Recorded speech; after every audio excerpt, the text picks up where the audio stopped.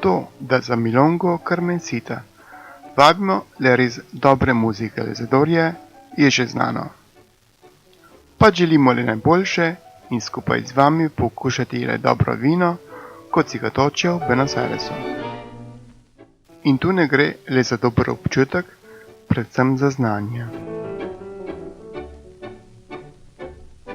Tokratna muzikalizadorka ga ima res obilo. Čeprav tej publiki ni znana, temveč bolj po Evropi in v Buenos Airesu, ima znanja dovolj, da redno predava o glasbi v Buenos Airesu in po Evropi. To pa nekaj pomeni, kaj ne?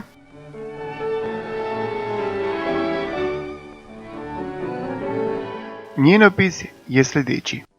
Že 11 let je muzikalizador, organizira tradicionalno milongo v Münchnu in redno potuje po Nemčiji in Evropi.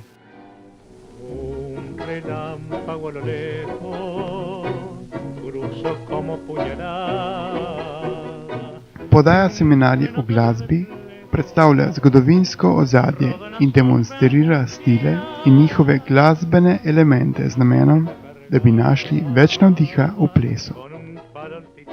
Vrti tradicionalno glasbo s poudarkom na rahli omikani in včasih celo predrzni, vendar ne bombastični in ne preveč dramatični glasbi. V glavnem izbira skladbe 30. in zgodnjih 40. let, včasih tudi iz 20. in v manjši meri dramatični glasbi iz kasnejšega obdobja. Poskuša menjavati energijo in zapletenost od tande v tando in prelagaja dinamiko in energijo na milongi. Izbira skladbe, ki motivirajo, a ne razburjajo preveč. So umirjene, vendar ne monotone. Romantične, vendar ne pretirano.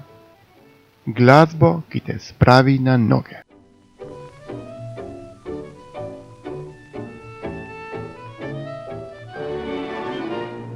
Svojo milongo je startala leta 2005.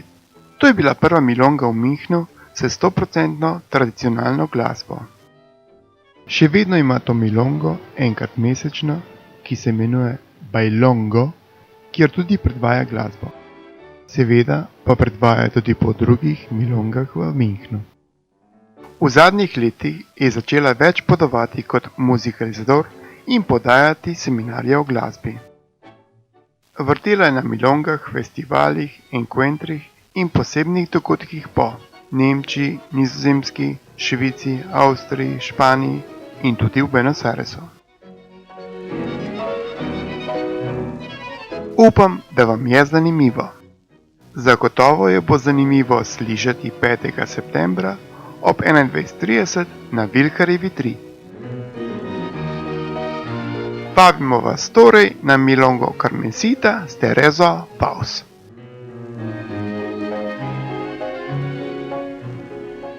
In še, Tina ima rojstni dan in te vabi na kozarček penečega. Se vidimo!